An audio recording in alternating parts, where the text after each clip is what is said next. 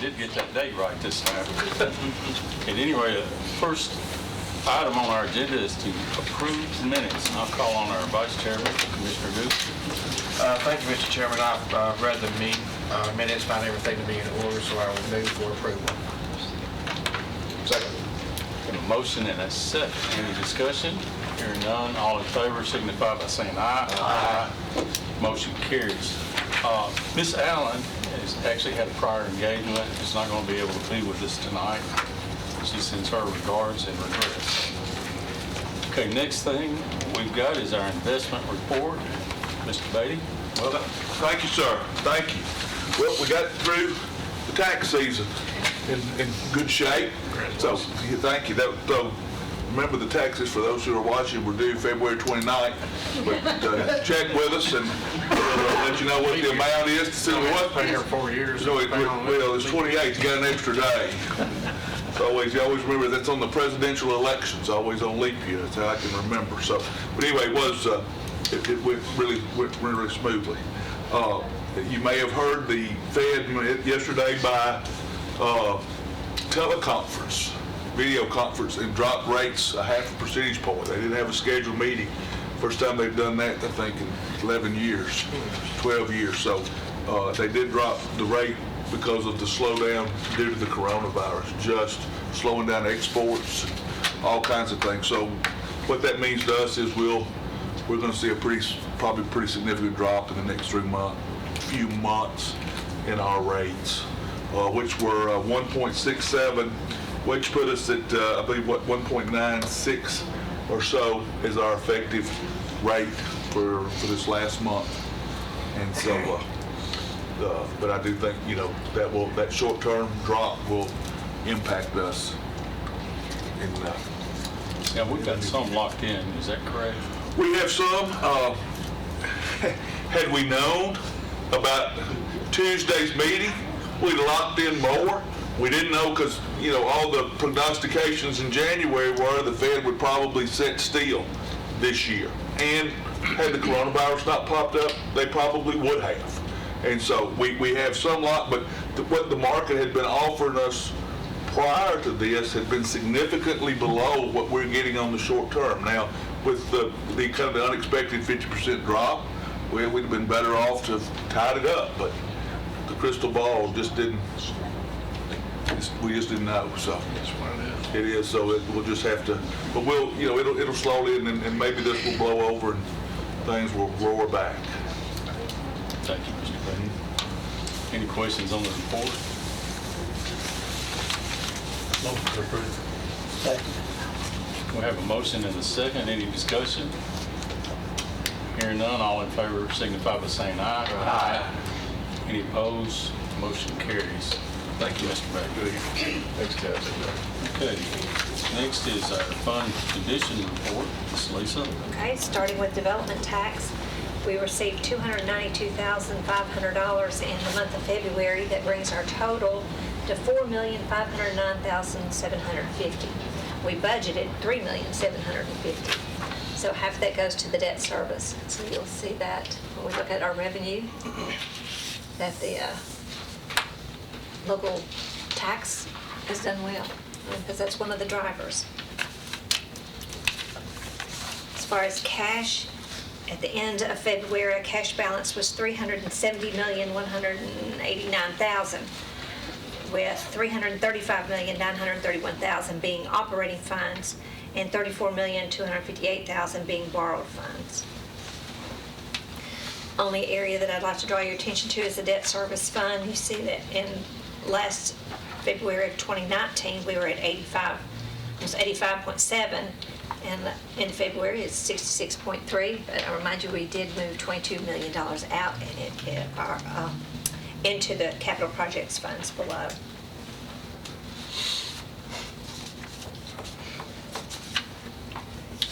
Any questions on cash?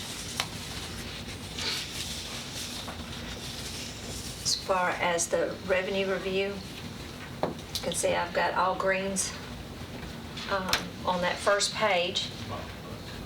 At the bottom, as Mr. Brady said, at the end of February, compared to the other years, they had collected 88.2% of the tax roll.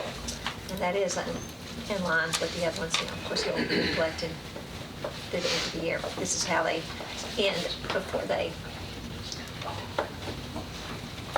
kind of it's a bark date, end of February. On that second page, let me go back to the first one. Just compared to the actual of last year, development tax is up 11.6%, hotel tax up 2.9%, and sales tax countywide is at 4.76%. And the second page again, all the funds are indicating green. Look down at the bottom of the development tax, the debt service, that last one, we've collected 90% of our estimated revenues.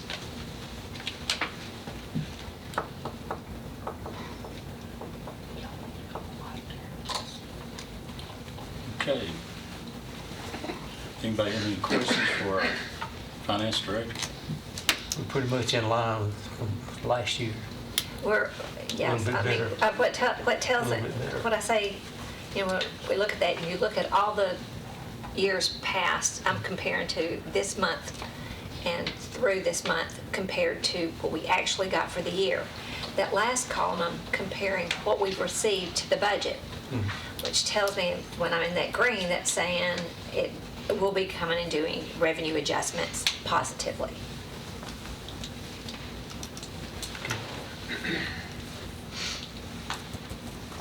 Motion to approve. Have a motion? Second. And a second. Any other discussion? Hearing none, all in favor, signify by saying aye. Aye. Any opposed? Motion carries. Okay, next is our risk management financial report. Ed, welcome. Good evening.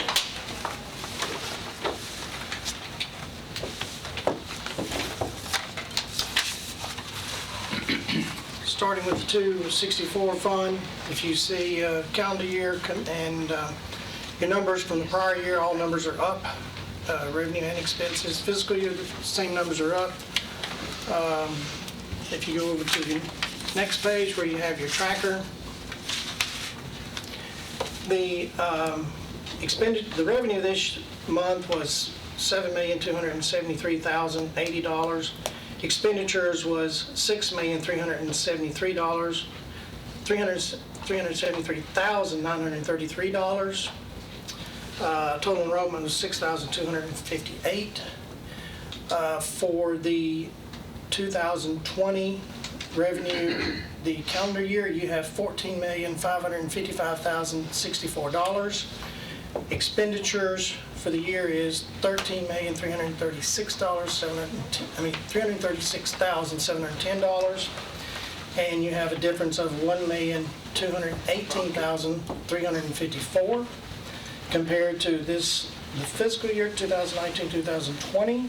You have $46,427,042 in revenue.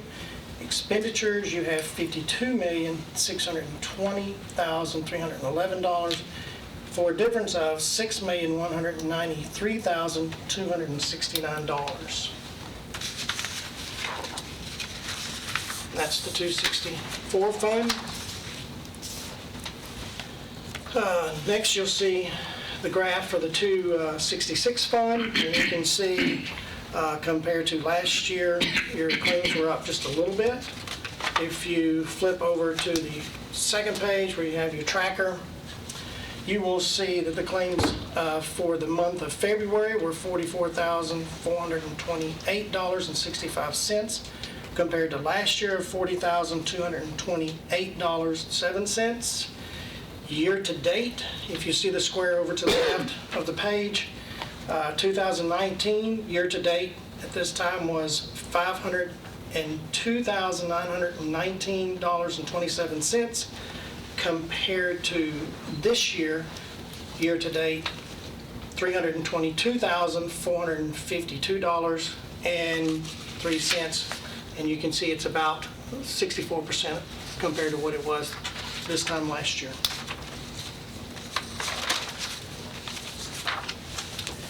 And liability legal expenses, again, you'll see the graph compared in February, the month of February compared to last year. You will see that the amount for this February is $23,819.59 compared to last year at $33,032.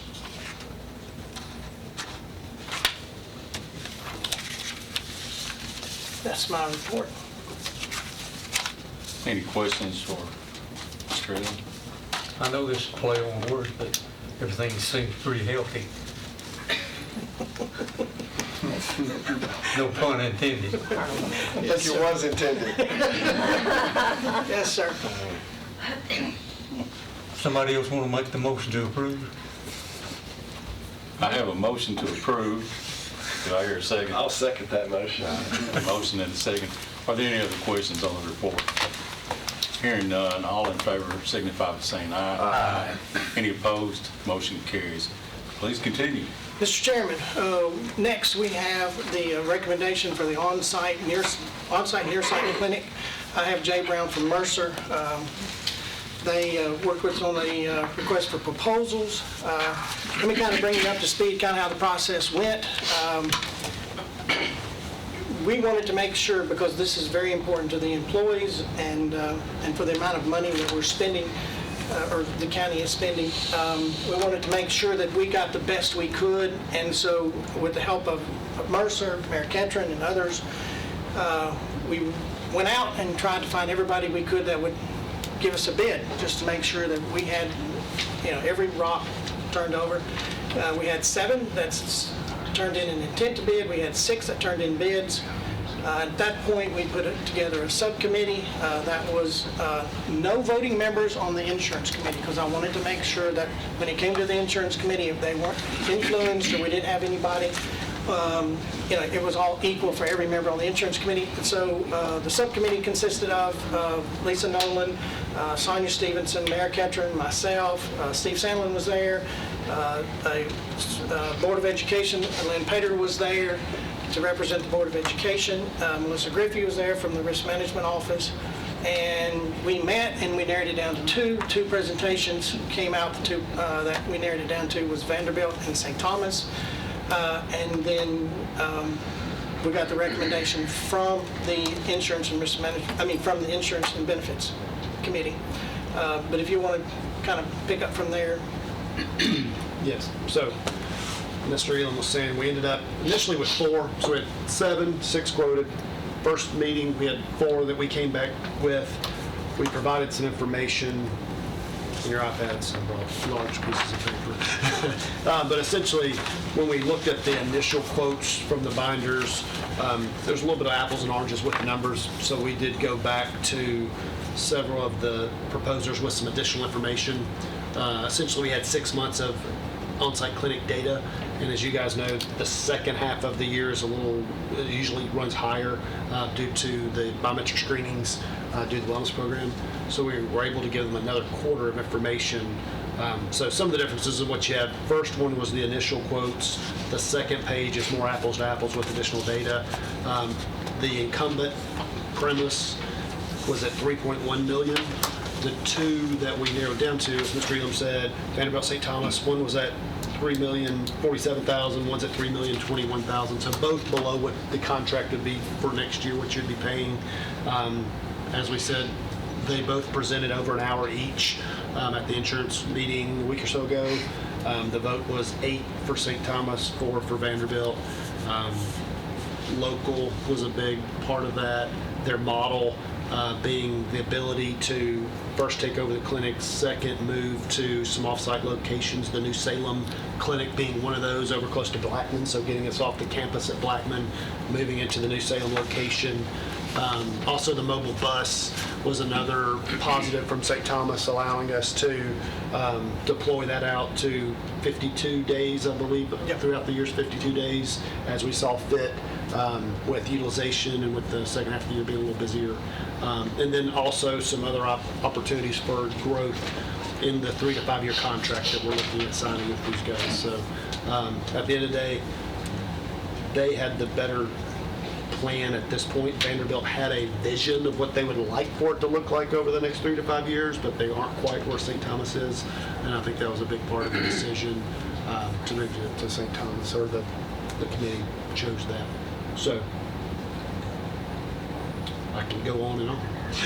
There was a lot of binders, a lot of information, but any questions, I guess, maybe?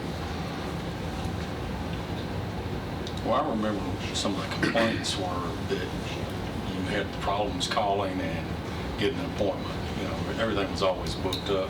How did they address that? I mean, besides, well, they combined it in one location or 2 locations, and that kind of concerned me when I see that. Here's one of the reasons why we made, I think was one of the nods, I don't want to speak for the insurance, everybody, but one of the things that was addressed is with the mobile unit that they have, and that we have 52 days that we can use that unit, it's in here, and I think it's like $156,000. What the mobile unit will allow us to do is we set up appointments, we tell them when the bus will be there, and it's pretty close to 100%. It may be 95% booked up when it gets there. Instead of staffing another clinic, if we had greater utilization, it allows us to be able to take the bus and move it and take it to the schools and set it up to where we don't have to staff another entire clinic. So that takes care of growth. It opens up more appointments, slots, instead of opening up a different clinic. Are you reacting to the number of calls you get? Is that how you're scheduling, or you already have a fixed schedule in mind? You talking about for the bus? It'd be a shame if I was sick this week and the bus doesn't come to next week. Well, this is the thing about the bus. The bus is not used for like primary care doctor or anything. The bus is going to be used for like people who are getting their biometric screenings. You can even get a physical or something like that. And well, they also have a mammogram bus too. But the bus is being used to take away those appointments where someone's coming in just getting a needle stick and they're getting a biometric screening. It takes that out of the clinic and we can set them up to be done on the bus. So we're hoping that it will free up more appointments within the clinics without opening up a 4th clinic.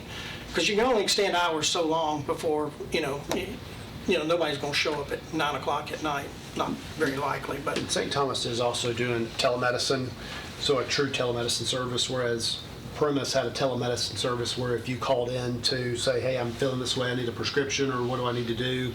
Essentially, you were just calling one of the nurses on staff at the Premise location, so you were kind of taking away that visit for somebody that may be trying to schedule an appointment.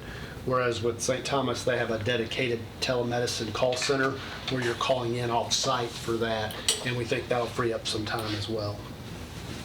And part of what's been offered is the New Salem Clinic, that we will have a designated area in the New Salem Clinic that employees can come to, and it'll be for Rutherford County. To my understanding, it's the 2nd floor. This is Christy Martin with St. Thomas, and it'll be dedicated for the Rutherford County employees to where you can come in, and the idea is to phase out the Blackman Clinic and move it to New Salem, and then the Blackman Clinic is going to need some care and some maintenance.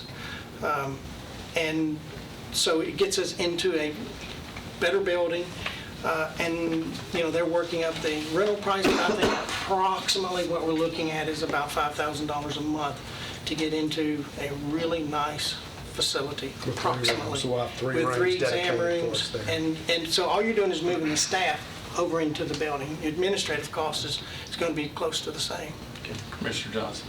Well, Commissioner Gooch and I heard this same presentation last night, and it's kind of a win-win situation also for moving the Blackman over to 99.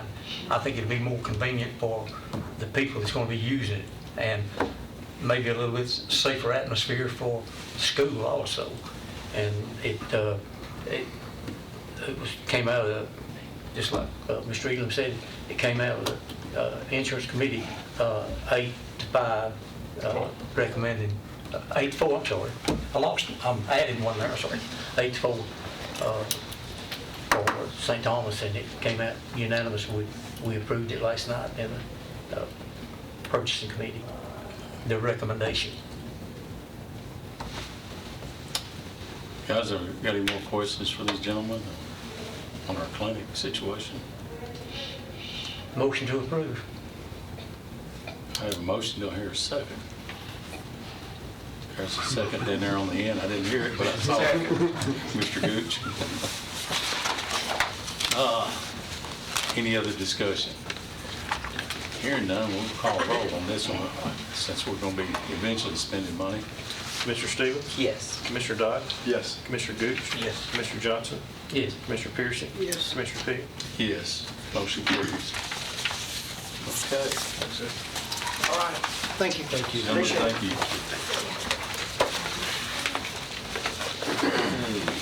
Thanks, Jay. Next is our reclassification of a position for drug court. And who's going to do that one today? Will that be Sonia? Oh, yes. So, what? So last month, I came before each of you and we talked about a reclassification of a position for the recovery court program. And it was voted that we would make it effective the last meeting and moving forward. But I was asked to bring back to you how much it would cost if we did it for the entire year, how long she had been actually doing all the duties of the position. And so I did go back to the employee and she gave me the date of September 18th of 2019. I calculated up that time and what it would cost him. It would be about $2,400 if we decided to go back from September 18th until January 27th. And this money was already in the budget, is that correct? There's money in the budget due to vacancies. Right, so there's no new money.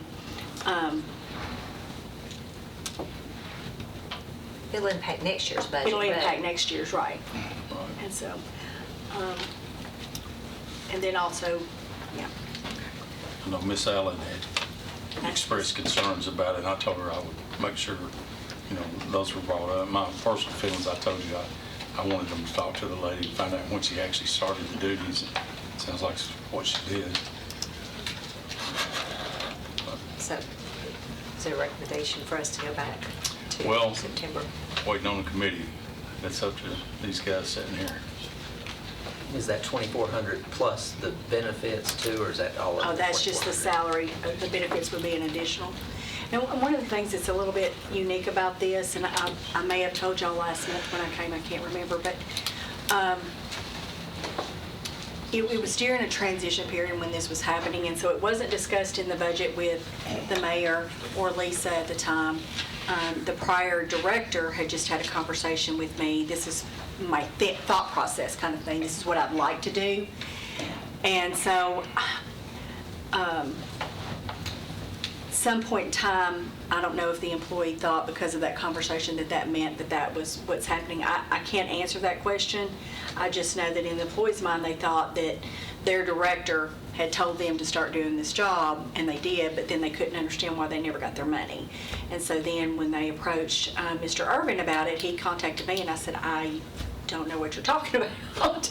And so we started researching it and going back, and that's where we found. So I just want to be mindful that, we don't want employees to perform jobs that they don't have the title for, the pay, the budget, because we do bring this before the commission every year, and you guys set the salaries based on the position number and the line number. But I think in this transition, this is a unique situation, so I don't think we're creating a precedent for how it would be moving forward, that if an employee came up and said, hey, I thought I was supposed to be doing this. I think this is a unique situation. I think this will just slip through the system somewhere, just accidental, correct? Right, and I mean, we have chances are, I'm guessing, had Mr. King brought this forth to Mayor Ketron and to Lisa, and based on the purpose behind it, it would have probably been requested during the budget process. That would be my guess, but for some odd reason, that did not happen, and I don't know, like I said, if it's because we were in transition or what. I can't answer that one, sorry. Commissioner Stevens. Do we have any liability if we don't give her this pay for the job that she thought she was doing? Well, I think where My short answer is no, because it wasn't presented by the director during the budget process. There's no record of it other than a conversation. And so it wasn't in his budget documents that he submitted to the finance department, so it wasn't submitted to Lisa and Mark during the budget process. To my knowledge, it wasn't presented to Mayor Ketchum during the budget process. It was just a conversation. So what the process is that we try to do is if a department wants to add a new position that we currently do not have a title for, or reclassify a position, we have asked them to come to HR first so that I can research the position, find out the salary, and then I give that information to Lisa, so that when Lisa and the mayor meet with the department heads, they have something to go on, like what will this cost? What is the purpose behind it? Not that I'm approving it in any way, I'm just giving them information to make their decision on. And so, because I had not made the job description, tells me that I wasn't given the feeling that maybe that was going forward. That's why I'm saying it's kind of a unique situation that this happened, and that's why I don't think if we didn't, there would be a liability, because we didn't have anything in place. And then as soon as I brought it forth, this body approved it on January 27th, I think is the date, January 26th or something like that. February, back to. We went back to January. Yes, you approved it in February to go back to January from when I was first notified. That was when I was notified. So I don't think so, but I guess my feelings are is I just wanted to make sure that we were doing the right thing, and if Mr. King was here, I guess it would be a different, we would have a better idea. Well, I blame this problem on the governor. Isn't he the one that snatched King? Yes, he's the one that snatched Trey. Commissioner Piercy. How long did the lady perform the work before you were notified? Well, if she said she started it in September, I wasn't notified until, I don't think I brought, let me see when I brought. Well, we had our last meeting in February. It was like November, December before I was notified, and then I started looking and saying, what does this look like? I developed the job description, we got it on the agenda, talked to the mayor and Lisa about it, and we brought it before public safety. Took it before public safety first, and then we got on this agenda as well. So I think I found out about it in end of November, December, so a couple of months before I found out about it.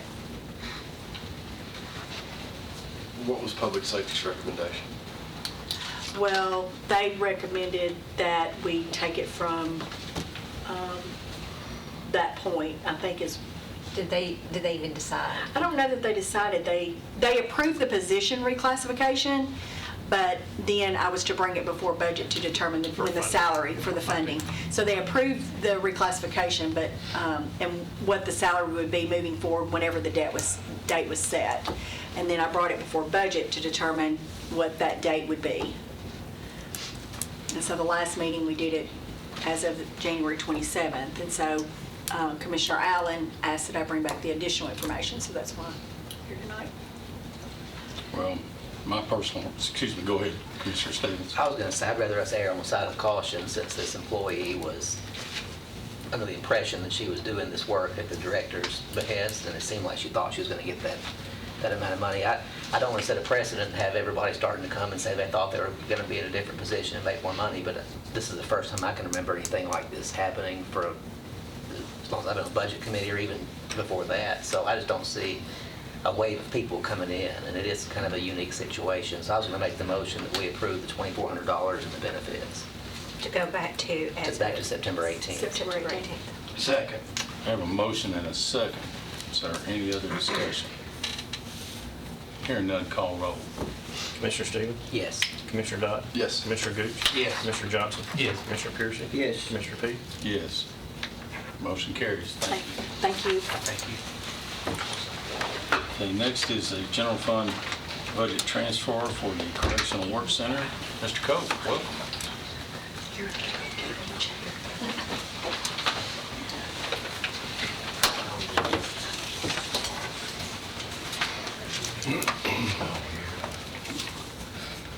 We'd like to request approval of general fund budget transfer to move funds that were appropriated for the mechatronics program that will not happen this fiscal year and appropriate those funds for an upgrade to the operating system for our video camera system, which could fail any second now. So we're looking at moving $95,000 from data processing over to other equipment. This came through public safety, since I'm rep for public safety, just to let you know, we passed this unanimously. The system that he's got for security out there could fail at any moment. And if we had one incident that we couldn't verify, we're opening our liability up. So we felt out of public safety, it would behoove us to go ahead and transfer this money.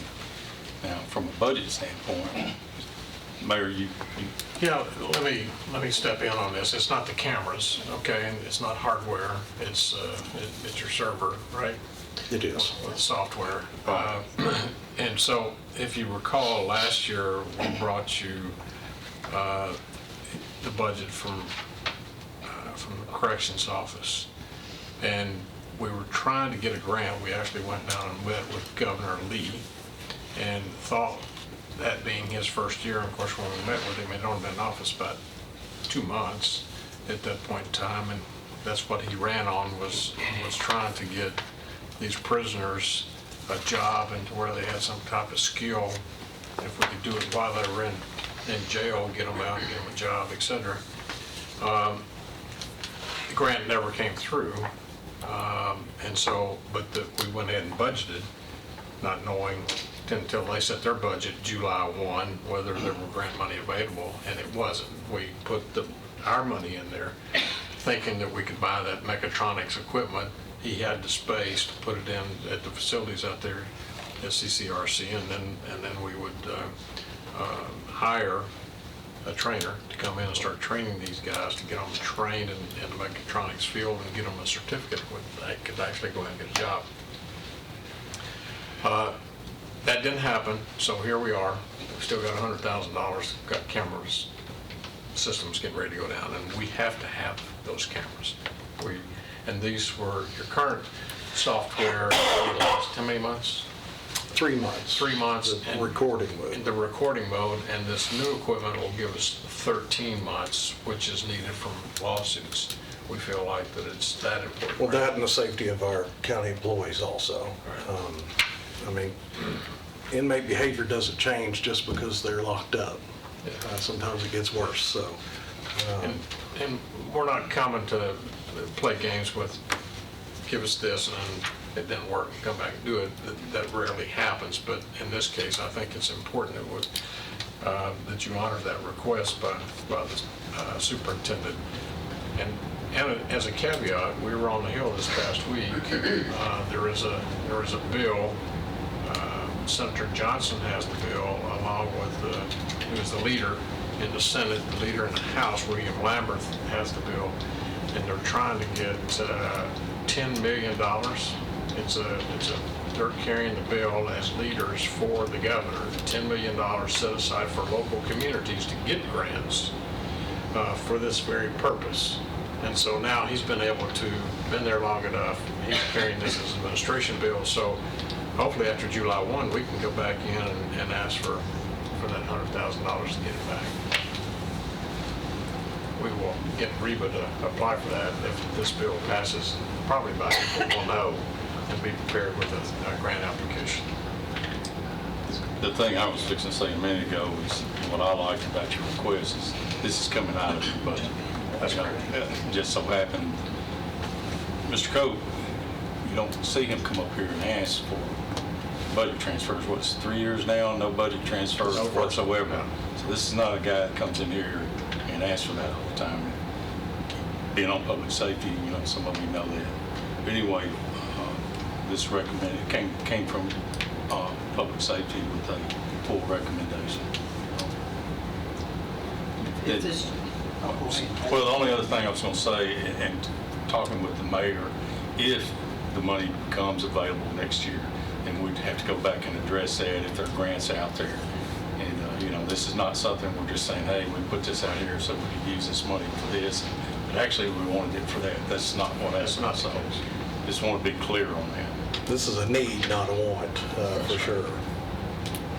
If this opportunity hadn't arose, would you ask for this in the upcoming budget? We would have to. It would have been an emergency. We probably wouldn't have if the thing choice. fails. I mean, you can't go it. We've been limping by with this system for about a year and a half. How old is the system? The original system goes back to 2008. And it's analog, it's not It is. digital.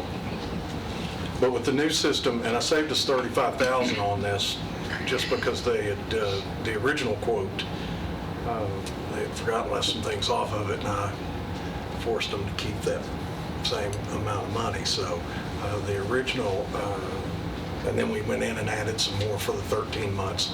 So instead of keeping 3 months worth of video, we'll now be able to keep 13 months. And if the system goes down, which it could happen, like I said, any day, we've been kind of limping by over the past year and a half. We were able to get some parts and some pieces and some tech from other places, but the place that provides Stanley security systems with the technology to run this is no longer even making it. So, we're talking about having to go on eBay to get it at one point. Now we can't even do that. So, if it goes down, we'll be in trouble. Motion to approve. Motion, do I hear a second? Second. Mr. Dodd? Thank you. Any other questions for Superintendent Cole? Hearing none, call roll. Commissioner Stevens? Yes. Commissioner Dodd? Yes. Commissioner Gooch? Yes. Commissioner Johnson? Yes. Commissioner Pearson? Yes. Commissioner Pete? Yes. Motion carries. Thank you. Thank you all. Okay, next is a general fund budget amendment for the county clerk, and I think our Lisa is going to take this one for us. Okay, this is a request of $10,700 out of the reserve for archive funds that were generated from the county clerk's office to be used for $5,700 for installation and training of their new document management system. And then $5,000, you see that's going to another function, preservation of records. Ms. Kraut sent all her marriage licenses over to archive, and they need to be stored in this acid-free box. John Lodell didn't have the money in his budget. Lisa showed, he said, this is what this money is for. So that $5,000 is coming out of the funds for archive into John Lodell's budget, preservation of records. I'll make a motion to approve. Mr. Stevens, Second. Mr. Johnson, second. Any other questions for Lisa? Hearing none, call roll, please. Commissioner Stevens? Yes. Commissioner Dodd? Yes. Commissioner Gooch? Yes. Commissioner Johnson? Yes. Commissioner Pearson? Yes. Commissioner Pete? Yes. Motion carries.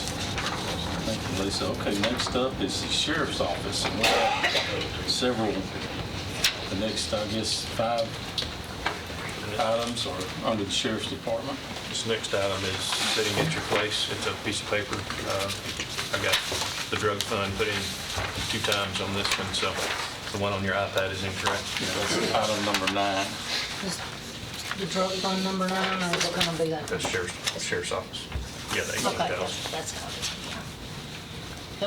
is. We're requesting approval for general fund budget transfer from communications equipment to uniforms in the amount of $18,000.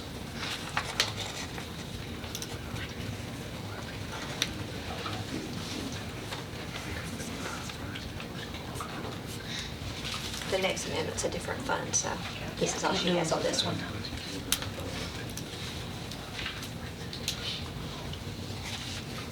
So this is for winter coats and uniforms for officers this past year. We're trying to do, when we came in, I had everybody was wearing what they wanted to wear. You can walk in now, SROs, patrol, they're all wearing the same green uniform with a black vest and a gun belt. Well, that's taken us 2 years to get them there. We try to reuse these a lot, but a gun belt takes its tolls on the winter coats with the holes and stuff in them. We can't reuse them constantly. So So we have thicker coats than this color, but they're just worn out. I mean, even when we take them dry cleaning and stuff now, they're just not, they've got holes in them, they don't look good. We just need to get some more winter coats. I like to finish up, at least my certified officers should all be wearing the green. I think y'all seen that, the green with the black vest. And have them all to look the same. And not just coming in and this or that, and wearing something that we didn't even authorize them to get, you know, over their black shirts and stuff. We're just trying to finish it up. Finish it up. What's happened is that there were some unauthorized jackets and off-the-rack jackets and whatnot. Some getting this, some getting So that. what we're trying to do is we've set a policy that the uniform will be this and everybody will be wearing the same thing. And that way when we show up at somebody's house, then they know it's us, it's not whoever. Or you got two people standing there in totally different clothes and totally different uniform. So this will finish up and move us towards the uniformity of the sheriff's office is what we're trying to do. Okay, for the sheriff's request, do I hear a motion? Come through. It passed the public Unanimously? safety. Yes. Motion to approve. Second. A motion and a second. Are there any other questions for the sheriff? One, what do you do with the coats that's wore out? Do you give them to the needy or let people keep them? No, they're marked. No, they're marked and destroyed. Destroy? Yes, sir. We can take the patches off, if Cannon County, but I always request that through you all. Y'all give me permission to do that. But this material right here, if I take this patch off, it's in Cannon Counties would fit over it. It won't show the, sewing, Yeah. but. Most part, if it's a uniform jacket or whatever that's beyond use, then we destroy it. Most of them got police on the back or sheriff's deputy or They something do, like some that. of them do. Anything that's marked or identifiable as a law enforcement uniform, we can't let it out to public or whatever because then we get into a federal situation. It's like the cars being And the marked. cars are marked, getting anything those with up. markings on it, if it's not usable, then it's got to be destroyed. Or give it to Candy County. Well, Cannon if County will take it's anything. something of a use where they could, even though the jacket may have Blood and hearts. inside ripped and whatever, they're not in a position where they can even buy that. So God love them. if we can pass it on to them, then of course we have to come back before the commission and get approval through them. So, and that's what we'll do. Patches fit over. My understanding is, we'll give them to Cannon County. I always ask y'all when we have a bulk amount, and y'all approve it or not approve it. Yeah. Y'all have always approved Yeah. and given them our older stuff. We never do anything of that nature unless it comes back before the commission. From what I understand, Cannon County would be very appreciative Oh, of it. they are. Oh, they will. And I think Training, they we might help need- them with, and they're always very appreciative. Yeah, I think they'd save them some money, which they They don't don't have a have whole lot of. There's not a lot of, and then, of course, the other side is what does Rutherford get out of it? If we've got a situation where it's on the border and we need them to come in, they come in and help us in our county with their patrol or whatever. So it's kind of a mutual. They're in our type district situation. too, so there's a lot of There's things a we lot of have to things, help yeah. them with. It's just us and Cannon's. That's We're the it. 16th judicial They're 16th district. judicial, so So- they're in our judicial district, so. All right, I've got a motion and a second. Is there any other discussion? Hearing none, call roll, please. Commissioner Stevens? Yes. Commissioner Dyer? Yes, sir. Commissioner Gooch? Yes. Commissioner Johnson? Yes. Commissioner Piercy? Yes. Commissioner Pete? Yes, motion carries. Okay, let's go to item 10. This is our our drug fund amendment. I'd like to take $30,000 from restricted fund balance and put that in their new motor vehicle. We're buying one vehicle for narcotics.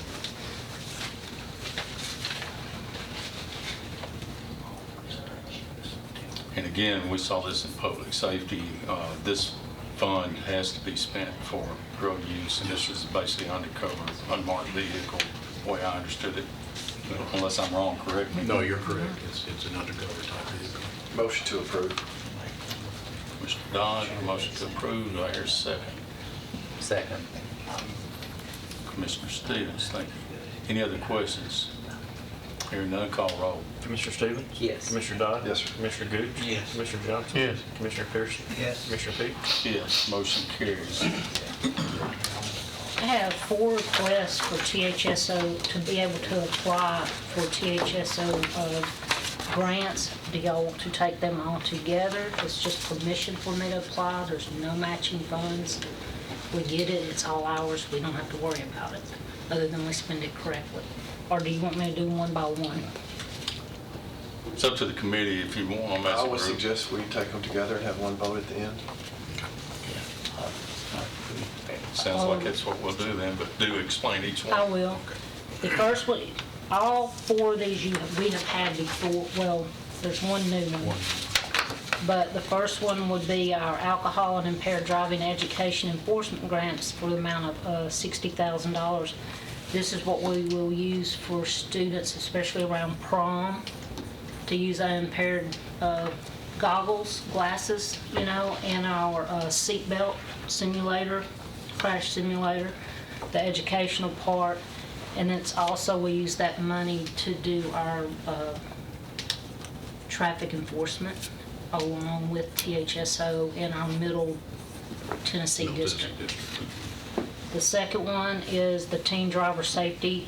Again, this is where we go out and do like individual fairs, Patterson Park, things like that where teenagers are going to be. It takes it off the school, but we go around to our community, do the same thing. It's going to come up a lot of May, Jazz Fest, things like that, where we will come out and do these, use the glasses and show people how it feels to almost drive drunk or impaired, okay? Do you do that at Uncle Dave Macon Days? I'm I just think curious. we did, We yeah. have in the past, yes, we have. Sometimes it depends on space. It but depends on they- space and then, what availability they've got for us to do that. The new one would be the $20,000. This is police traffic service grant. We can get another radar, handheld with that, but it's limited. But it allows us to do our own enforcement. Like we pick a road in the county and we stop people without THSO being involved or Cannon County being involved. It just allows us to go out and do it on our own with just our guys. It pays for the overtime and we pay for some equipment that we would use during that time. So that's the new one.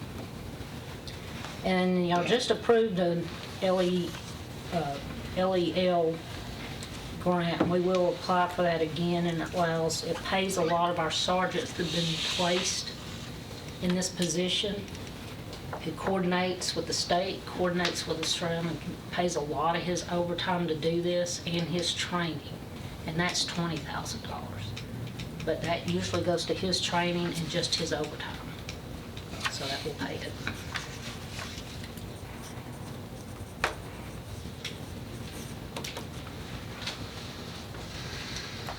Any other questions for Ms. Axon? On that last one, is that, of course, that's just a grant, so that's not ongoing.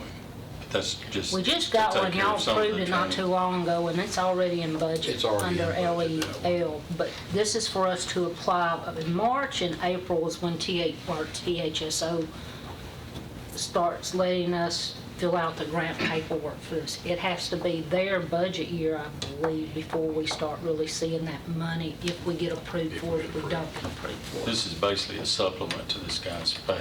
Well, it's his Or taking- overtime. Yeah, Well, it pays it's for his overtime to do these functions, whereas it's not charging his county, then we pay for it out of the Three training classes, one being out of state. out of state, so he pays for that.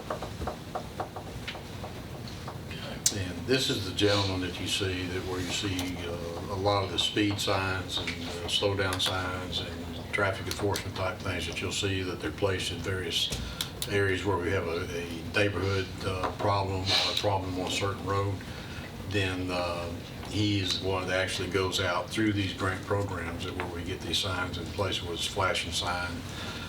We also have equipment that we can record over a 24-hour period or longer, however we set it up, the time the cars come through, what's your highest traffic volume, what was the speed of the cars at the time of day that they came through, and then it helps us then if we have an enforcement problem, then we only need to be there between 1 and 2 because that's the highest volume where speeders come through. So it enables us then to concentrate rather than just do a shotgun approach. And they provided us that. And that's all Equipment provided. too, so. Equipment through TA, so through grants like this. So that's kind of one of the caveats to the county that we get. Now, this is a mobile unit. Yes, sir, it is. Well, one of them's a mobile unit, the other one is they actually go out and put it in a fixed post. He'll drive the post in and leave Well, it there. I hadn't seen one, that's why I was asking And that. so it's two types. One is mobile.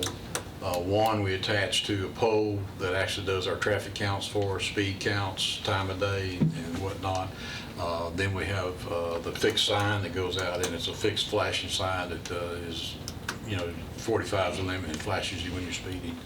So we've got 3 different types of Doesn't things. work well on 4 lanes. No, not on 4-lane, but Well, I Two-way noticed that back over in roads. Commissioner Piercy's district. well, we've had a lot of requests from commissioners where you may have a particular road or a particular problem, and we take that out there and place it. And I have myself, and I appreciate it. So, and it has helped. It's helped us tremendously on slowing some cars down. But you were talking about in my district, the people requested them to come out and put it Well, exactly. in their subdivision, because they had a lot of high-speed traffic in their subdivision. And then they called me complaining about flashing in their window at night. Sometimes you don't want it. Now you know our work. Yeah, Flashing in so their window. sometimes you Had can to be pull moved. It's so Can't do true. anything There's wrong. No good deed goes well, unpunished. it's kind of like, well, golly, you asked for it, so. Till Junior gets a ticket. And usually, as funny as it is, when we do this, or somebody's just insistent that we set up, the first one we catch speeding is somebody from the subdivision. Or, I mean, we've even had one where, well, I'm the one that called you. Well, so here it goes. So we don't win all the time. So. Motion to approve the 4 Commissioner Dodd? amendments as presented. Thanks for All the right, I appreciate explanation. it, yeah. Any other, well, we need a second if we got one. We do have a second? All right, Commissioner Johnson. Now, do we need to add to your motion to allow the mayor to sign off on that if we get it? We did that in public We safety. did that in public safety. I don't know if it needs to be done again or not. I would say it would, if you wouldn't mind adding that to your motion in second to allow the appropriate people to sign off if this is awarded. So added. So added. Okay. Any other Mark, is that discussion? good? Yes. Any other discussion on these items? Hearing none, call roll, please. Commissioner Stevens? Yes. Commissioner Dodd? Yes. Commissioner Gooch? Yes. Commissioner Johnson? Yes. Commissioner Piercy? Yes. Commissioner Peak? Yes, motion carries. Thank you, Sheriff. Thank you all. Appreciate it. Okay, next is a fire, item 15. Welcome, Chief Farley. Thanks, sir.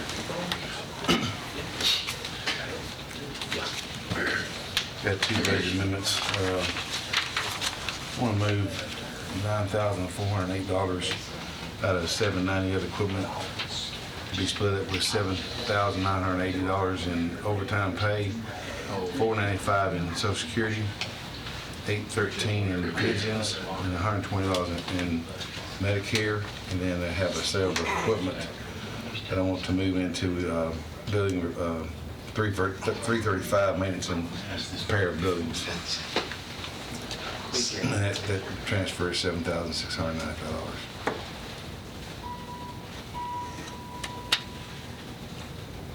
This passed unanimously out of public safety. It's in-house money, isn't it? Yes, sir. Motion to approve. Second. Have a motion and a second, Commissioner Piercy. Any other questions for Chief Farley? Hearing none, call roll. Commissioner Stevens? Yes. Commissioner Dodd? Yes. Commissioner Gooch? Yes. Commissioner Johnson? Yes. Commissioner Piercy? Yes. Commissioner Peak? Yes, motion carries. Thank you. Thank you. Okay, next item is reclassification of an ambulance service employees, Good evening. as in two. We have two of our paramedic ones who have completed all requirements to become paramedic twos, which means they are now critical care paramedics, also with RSI certification, which is rapid sequence intubation. Thank you. This will be about a $2,000 increase for each this fiscal year. We do have the money, the funding in our line item this year. It will affect next year, but we do have the funds this year. I'm just curious, how much work goes into going from a 1 to 2? Carl can answer that better than I. They gotta go through critical care class, and you need, I don't remember, I think it's like 6 or 12 weeks, something like that. Okay. I know I don't wanna go through it again. And then the rapid sequence intubation, let me explain what that is basically where we can actually paralyze the patient so we can control their airway. People with head injuries and stuff like that, they tend to clench, and it's hard to maintain an airway, so we're basically putting them on a ventilator. It's an induced coma is what it is. It's pretty... So intensive training Yes. in education. Yes. Same thing they do in the hospital when they induce a coma too. Again, this passes through public safety with full recommendation. Motion to approve. Second. We have a motion and a second. You got it? Guys, you got any other questions? Hearing none, call roll, please. Commissioner Stevens? Yes. Commissioner Dodd? Yes. Commissioner Gooch? Yes. Commissioner Johnson? Yes. Commissioner Pearson? Yes. Commissioner Peete? Yes, motion carries. Okay, thank you guys. How many of your folks have that skill to do that critical? Probably right at half, maybe just a little less than half. It's just impressive to know that we have those My goal capabilities. is for everybody. Yeah. It's- You guys need to, next time he has an open class over at his training center, you need to drop in, you'd be amazed. These guys are hardcore, Wow. aim to save your life. Yeah. Come ride with So, us. Yeah. So, glad to have you. We actually have students from Kentucky coming down to follow us. Well, I guess I might as well, Mr. Chairman. What you do. Before they leave, I might as well just go ahead and get into it. Received a letter yesterday from the city manager, because this will impact the budget as we go forward, but I need to go ahead and tell you, and then I'll be prepared. I didn't want to wait till the next public safety, and I went back and forth whether to bring this up tonight.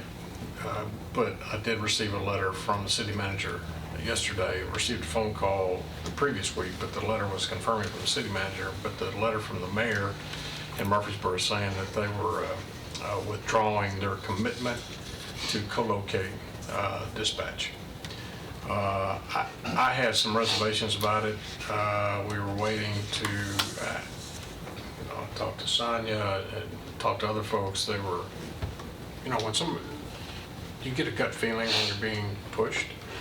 I think there was a push to get us to do that.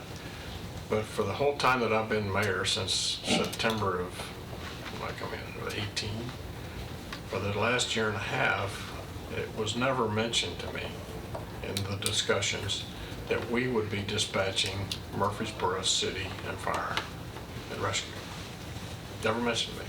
Now, we talked about down the road, future, of doing something like Williamson County, where all the cities in Williamson County participate along with the county for centralized dispatch, except for Brentwood, I think is the only one. And to where everybody pays their pro rata portion towards one centralized facility.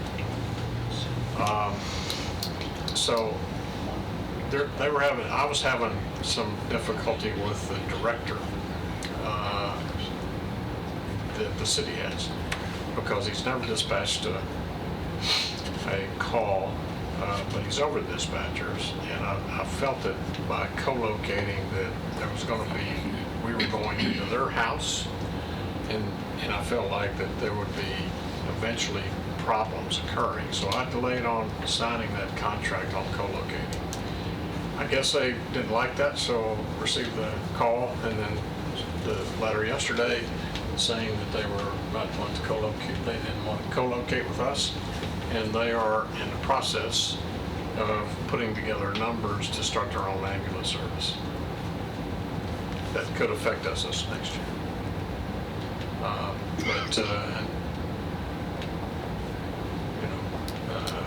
At this point, we just keep on rocking, doing the things that we do best. Because I do feel like that we have the best ambulance service in the state at this point, and we'll continue to do that.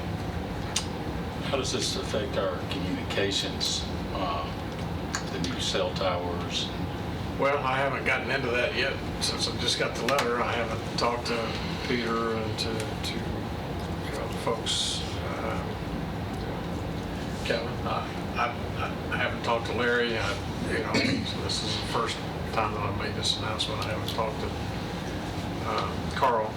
Just been sitting on this, trying to figure out are they playing this? Are they, what made them all of a sudden just decide to pull out? I don't know.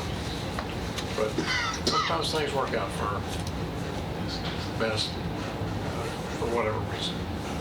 I appreciate you sharing that with us. Well, I guess we'll see that again in public safety. I'll bring it to you at the next public safety meeting, and we'll decide how we proceed forward. But we also need to keep in mind as we prepare for the budget next year, if they do decide to get into it. Personally, it's going to be to start a new ambulance service from scratch. I'm not sure they have the money to do that. A new truck's $140,000, and then you got to have 6 people per ambulance, I guess, to run all 3 shifts, 2 people per, benefits, everything else. You're probably talking $8-9 million just to start one up, minimum. I appreciate you bringing that to our attention. Well, I figured I might as well just go ahead and get it out there since I received that letter yesterday. I haven't responded to the letter yet either, because I'm still trying to figure out, where this leaves us. Well, I'm not trying to drag this meeting out. I want to commend all of us for how quick we got out of our last one. I think this needs to be asked. Williamson County had their first case of the coronavirus confirmed. They're shutting down their schools and doing a thorough cleaning, even though they don't have a confirmed person. Evidently, the gentleman that was confirmed had been on a trip to Boston, came back. He has a child that's in one of their schools, but that child has not been confirmed to be a carrier. Found out late this afternoon his child went to BGA, Underground Academy, and so they've shut that down. But talking to Mayor Moore and Franklin, they've gone ahead and shut down all the schools there, cleaning the buses, cleaning the schools, etc. So I called an emergency meeting today. Everybody should have received a notification on that. I had all county commissioners were notified. I had representatives from, all of our emergency services, MTSU, Stonecrest, St. Thomas. The room was full. Doug, I guess, talked to our superintendent. Bill Spurlock was here.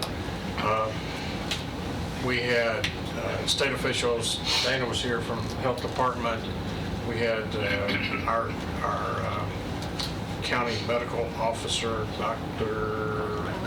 McDonald, and my medical director, Dr. Galloway. Dr. Galloway was here.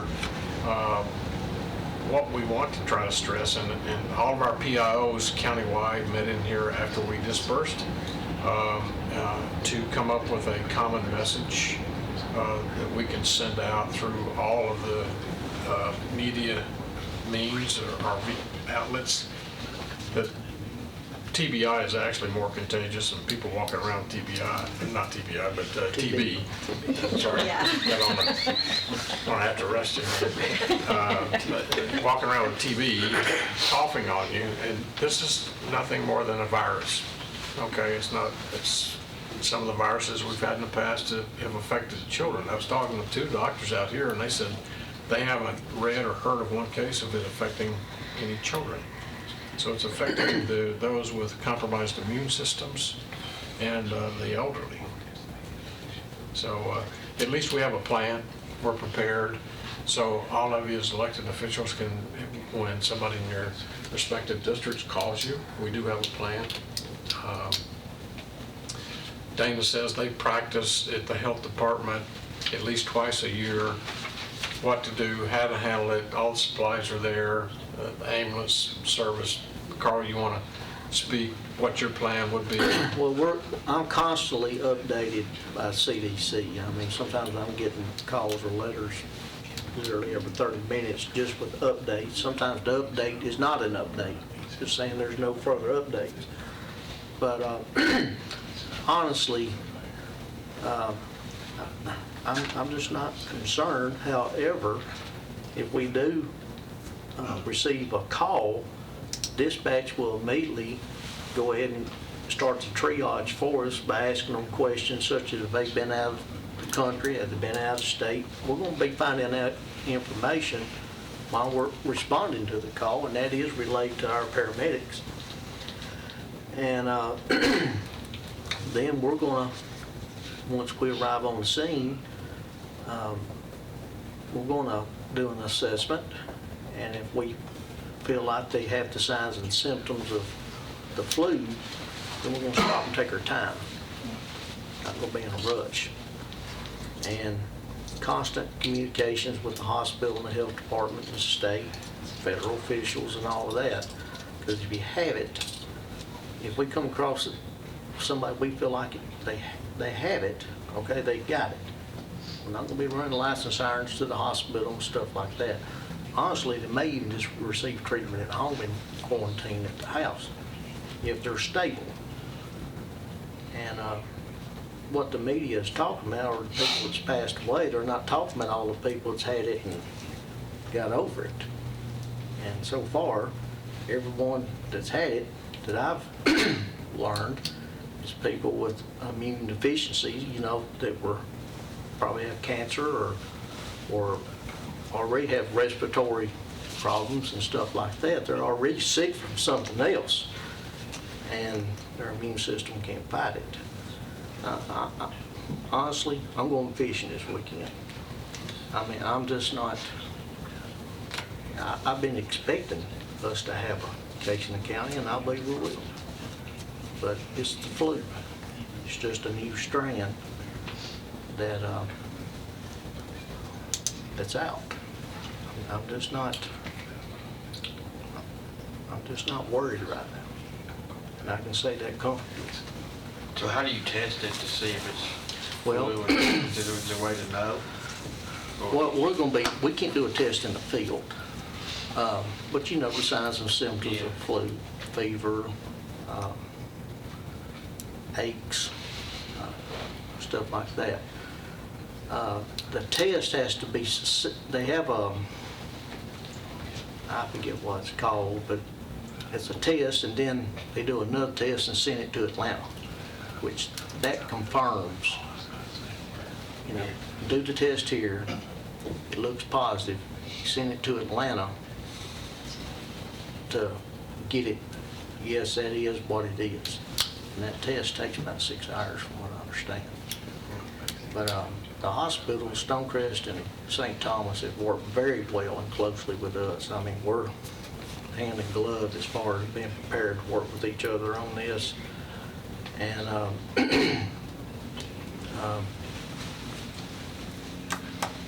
if they do test positive, they may just self-quarantine them at home and let it take its course. So people could have it and get over it and never know they had it. Exactly. And even right now, I fear more catching TB than I do this. And millions of people have that and don't know it. We just don't want to create the fear. Yeah. Now, Pettis Reed was in the meeting today, and he said he went to Sam's, and he said there was lines down every aisle. There wasn't anything left on the shelf. And the guy standing in front of him, he goes, "Is it getting ready to snow?" I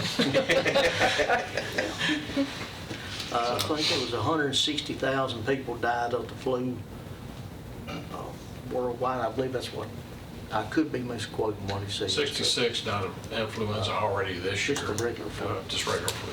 So, He said 360,000 across the world. yeah, worldwide, globally. So it's not as, Flu. yeah, just the news media is hyping it. But we'll be prepared. We have a plan, so if your constituents call you, and what's Rutherford County doing, we know. And then we have a plan for a post, and we have a plan for after with the health department. So once a case is confirmed, right, Carl? Then the post plan goes into effect of how we handle it, and that's what we let all the POs sit in here and come up with one common message, where there's not panic. So just keeping your hands washed, stay hydrated. Saying happy birthday to me twice while you're washing your hands, about 20 seconds. All right, guys, thank you for answering those questions for us. All right, our next item, 17, is a general fund budget amendment for the Agriculture Extension Agency. I think Lisa's going to I'm carry doing this. this one. Yes, this is a request to move 10,000 from their committed line, and the monies that go into the committed line is from their rent that they receive, and move it into other supplies. And this is to replace the carpet with laminate floors in the lobby and the hallways on the USDA side of the Lane Agri Park. It's just a housekeeping measure. It's all been approved anyway, isn't it? Well, I mean, it's for this purpose. Yeah. Yeah. But I mean, it's gone through the process. It's sitting over there waiting to be used. Motion to approve. Second that. We have a motion and a second. Any other questions for Lisa? You can see the bids if you look on your iPad if anybody's got that question. But hearing none, call roll, please. Commissioner Stevens? Yes. Commissioner Dodd? Yes. Commissioner Gooch? Yes. Commissioner Johnson? Yes. Commissioner Piercy? Yes. Commissioner Peak? Yes, motion carries. Thank you very much. And last but not least, we've got a general fund budget amendment and transfer for the county mayor. Mayor, you going to take this or Lisa? Yeah, I'll take it. Item number 1 at 307 is for when we hired Ashley as our PO, she comes under the mayor's budget. We put enough money in there to take care of her cell phone, but she actually needed a workbook, mobile, so she could get out of the office and use that. And so the request, the money's in my budget, it's just transferring it. It's the 765 is what we're requesting here. That would take the amended appropriation to 1265. Am I correct? Yes, and then the 5,000 is for the security. Right. And then the $5,000 is additional funds. If you recall, we were having all kind of vandalism down at the new parking garage. Kids back in the fall were going up on top and they were writing graffiti and walking on the ledge, everything. So instead of going to the expense of implementing gates and arms and ticket things to get in and out of, we, infinite wisdom coming from public safety, is to hire Crimson Security that we have been using down at probation and over at 319, and we decided to hire a person just to put over in the parking garage on, how many days? Friday, Saturday, Sunday. Friday, Saturday, and Sunday of the times that those kids were hanging out. And basically it's worked. Now, we did move into winter, so they may not, but we ran out of money that was appropriated for that person, and I thought that it may be good with spring coming about that we continue that service for those 3 days during the week, to where they may come looking for it again, thinking nobody's there, and it'll come back right back to it. But it worked when we had the guard there. So that's what we're requesting, the $5,000 transfer for Crimson Security. And then the last one. Has that 5,000 been through the other committee? For the, This is the committee. This is so it didn't go through, but property management has been hearing the security and the signage and so I'm surprised we didn't hear this come through the, Typically, the mayor reports to y'all, I mean, this is his budget. Gotcha. Instead of a public safety budget. very I good. mean, he's paying it out of his. And then we're taking, out of that 599, we're taking 5765 To pay for that, to pay for, for those two items. to pay for the, under the 399. There's one more amendment. There's another one. All right. Rogers Group. This is for the things. Okay, the Rogers Group, that's $15,000. That was that I contacted all three of our rock quarries and stone producers. They all contributed $5,000 to pay for the team building event, and we actually we beat our goal of 50,000 meals. We came in at 51,250 meals that was all distributed back to local 501c3s, our food bank, Salvation Army, Greenhouse Ministries, etc. So this is the money that I collected, and so we're having to transfer it to send to the company we purchased it from out in Iowa. This amendment just recognizes those contributions coming in and appropriates the money because we'll be paying for the beans. But Right. we've got contributions. We'll write one check. Beans, rice, et cetera. Okay, so you've heard the mayor's request. Do I hear a motion or any further questions? Motion is second, Mr. Piercy. Any other questions? Hearing none, call roll, please. Commissioner Stevens? Yes. Commissioner Dodd? Yes. Commissioner Gooch? Yes. Commissioner Johnson? Yes. Commissioner Pearson? Yes. Commissioner Pete? Yes, motion carries. Is there any other business? And the question was asked when we first started, when will our extra meetings start? And Mark, you can tell us when that, or refresh our memory. May. In May. Mother, may I? May. So, We'll be distributing the consolidated budget at our first budget meeting in May. and one thing The we fun know, begins. right, and one thing we have noticed, the mayor's already presenting budgets to some of the committees, a couple of subcommittees I've been on, have seen them, and I appreciate those committees getting involved. It makes it easier on us when we get an informed decision coming forward, so.